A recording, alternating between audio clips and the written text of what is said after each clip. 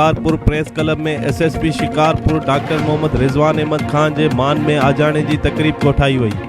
SSP doctor Mohammad Rizwan Ahmed Khan ASP city Kamran Khan से गॾिजी press club पहुतो। प्रेस क्लब के सदर रहीमबख्श जमाली आयल मेहमानन के आजाणो पेश कियो ऐं सिंध की सुखड़ी अजरक जो तोहफ़ो ॾिनो। तकरीब में सीनियर सहाफ़िन रहमतुल्लाह सुमरो, सोडो जेम्स, नज़ीर कुरैशी, सुल्तान रिंद ऐं ॿियनि शिरकत कई।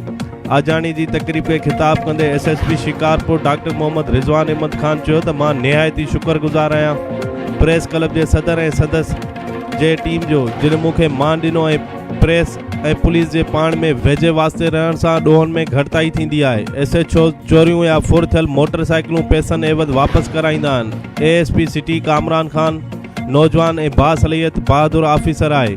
असां ॿई गॾिजी शिकारपुर में ॾोहनि जो ख़ात्मो कंदासीं। शिकारपुर में हलंदड़ मंशात खिलाफ़ मीडिया पंहिंजो बहितर रोल इस्तेमाल करे उन्हनि जी निशानदी करे ऐं असांजो साथ ॾिए त जीअं उन्हनि मंशात फ़रोशनि ॾोहारियुनि खिलाफ़ सख़्त कार्रवाई करे ॾोहनि ते कंट्रोल करे सघूं।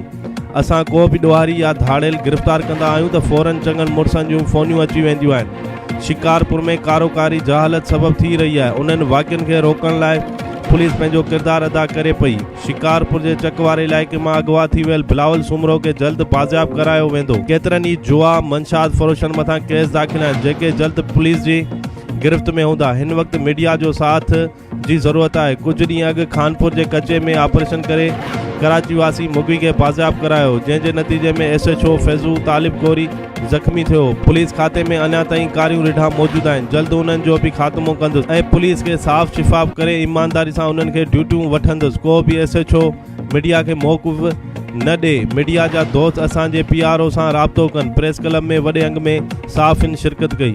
रिपोर्ट मोइन अख्तर संजरानी, शिकारपुर।